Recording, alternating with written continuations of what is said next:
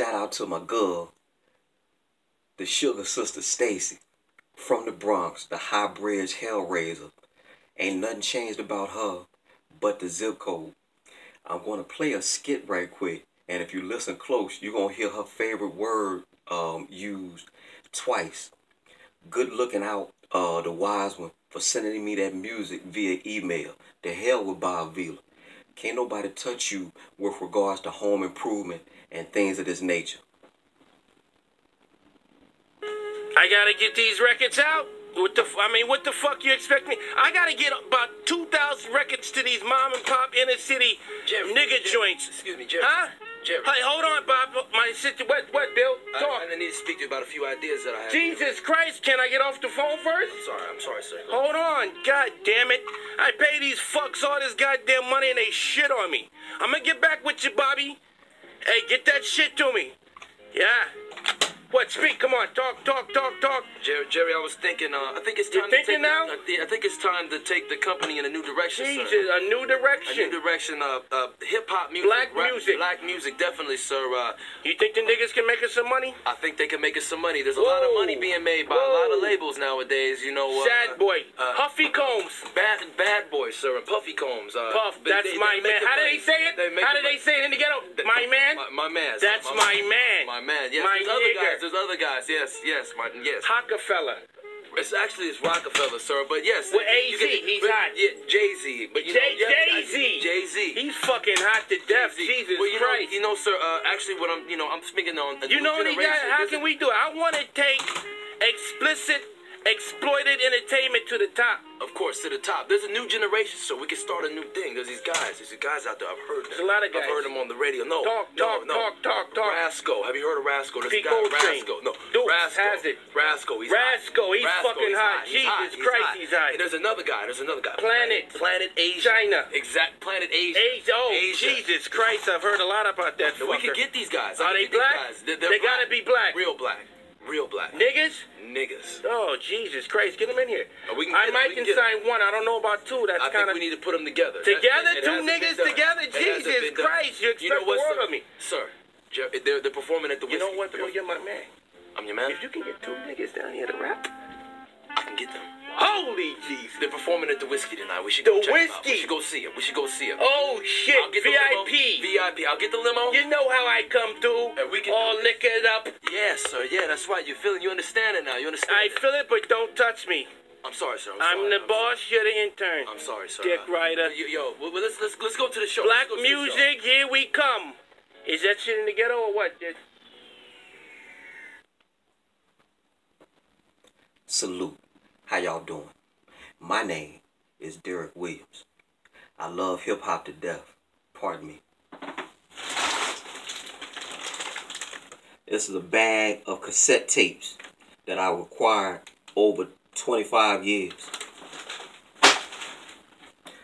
I saw Dr. Dre in an interview on MTV back in the 90s, and he did just what I did. He actually reached down and pulled up a bag of nothing but cassette tapes. Funny thing with the cassette tape is that you actually had back then, you actually had to wait on the radio when they really were playing good quality hip-hop music. You actually had to wait with your Maxell tape and stop and cut and edit, you know, things like that. And just like playing chess, I found that when you made your tapes, this actually made your patience, you actually increased your tolerance level a bit, because you had to be on point with regards to taping just so you didn't have any mix-ups and things like that. So I've been doing that all my whole life, and I just love hip hop. I think it helped to make me a better man, because it spurred me to read and to study, and in so doing, that, in my opinion anyway, that helped to make me a better human and a better world citizen overall.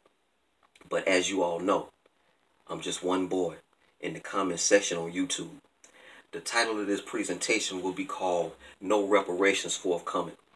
Currently, our government is $22 trillion in debt, and that debt is increasing every second. As a matter of fact, in New York City, the next time I go, which will probably be my birthday month of May, they have a Wall Street debt clock.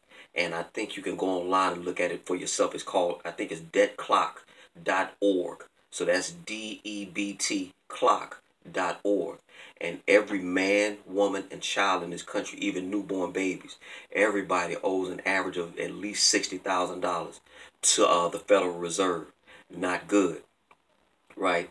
But because of that, and our infrastructure is failing, and in my opinion, blacks have no strong lobby or military force to make them pay what is duly owed to blacks. You ain't getting no money. Then, of course, we had the skit, the famous skit that Dave Chappelle did, where the federal government did, in fact, give people reparations, and we just end up giving that money back. Folks, you know, in that skit, if you remember, the one boy, he bought him a truckload of Newports. What a whole bunch of record labels got started, chicken joints got bought out, and Cadillac stock flew out the roof, and things of this nature. So just the way we are currently constructed as black people, or African Americans, or African descendants of slaves, whatever pseudonym you'd like to use for black people, we're just not economically mature to get it done.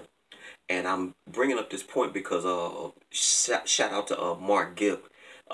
He thought enough of my intelligence or intellect or common sense, whatever you want to call it. He actually put in my comment section, he asked, what did I think of the whole reparations talk? This is nothing new. H.R. Bill 40, which was introduced by disgraced Michigan Congressman John Conyers, introduced that bill back in 1989. And currently it was reintroduced last month by Texas Congressman Sheila Jackson Lee. Pretty older woman, in my opinion. So it's essentially a House bill to look at studying the idea of giving black people reparations. Well, due to the things I just highlighted, with essentially the country being broken fiscally, they don't have any money to give, even if they wanted to, and we don't have the military might to make them fork over what is duly owed to blacks. I think the best we can do at this time is that I know a lot of you who may watch this have an issue with Boyce Watkins, but the fact of the matter is, unless you invested in the stock market, unless you have property, unless you dealing, dibbling dabbling like I am in precious metals and the new asset class, which is cryptocurrency, you ain't getting no money from the federal government. Your best off is to pay reparations to yourself, as Boyce Watkins says, by simply invest. You're going to have to play the stock market.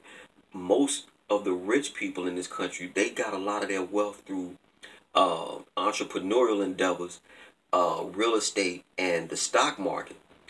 Blacks, because we've been so damaged from slavery, Jim Crow, redlining, and things of this nature, that we actually embrace struggle. We actually love to be messed up, and then we'll use that as some sort of badge of honor, which I always thought was silly. I don't want to tell you I don't know the struggle or something like that. I want to tell you I want to live long and prosper, like Mr. Spock say. All right. And I think this ghetto mentality is infused in pop culture with black people. We don't talk about holding on to money and building wealth and things of this nature. I think it's a fool's errand to ask the federal government, who don't even recognize you as citizens.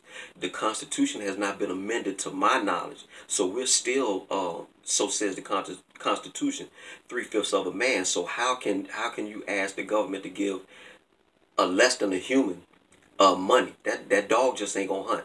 That you ain't gonna get nothing like that.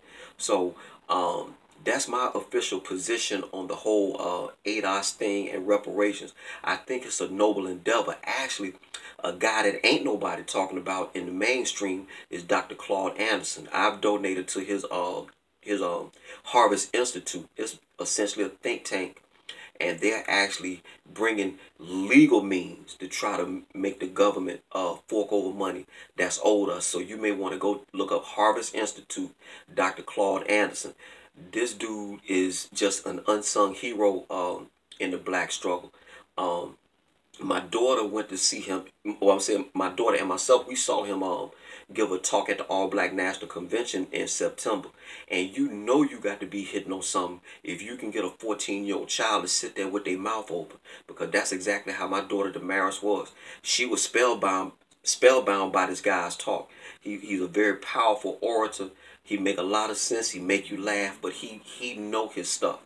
So I would look into the works of Dr. Claude Anderson with regards to reparations. But my overall view on reparations is a fool's errand. I don't think any money is forthcoming, but that does not stop us from at least pressuring the government to look at it, and you know, who knows. And I just want to say again with the term African American, when John Conyers introduced that bill in 1989. This was the same time that the New York Times carried a story about the history of the term. African American, the term African American was a term that was used with black intellectuals. The mainstream black guy, he didn't use that in 1989. So the New York Times carried this story January 31st, 1989, saying that that's something that the upper crust black, the talented 10th blacks use that term. But again, if you know how immigration works, someone from Africa would actually have to immigrate to this country, go through the immigration process, put their hand on the Bible and swear allegiance to the Constitution. At that point, that person can be considered an African American. But again, Derek Williams, I'm from Greenville, Mississippi. I'm native born. I'm just simply a black American, or just an American, period. All right. So I just want to share my thoughts on reparations and things of this nature. Y'all take care of yourself. Save for my detractors. Greenville, Mississippi till I die. Whoa!